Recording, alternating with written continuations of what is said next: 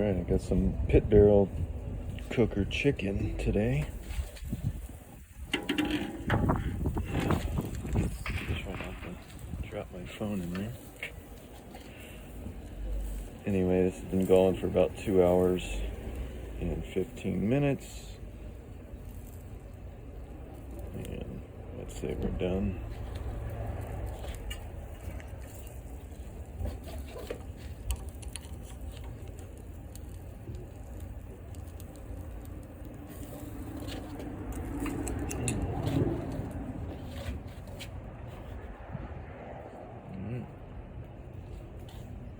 Pretty good. Basically bought a whole chicken, split it in half, removed the backbone, hung him in the pit barrel.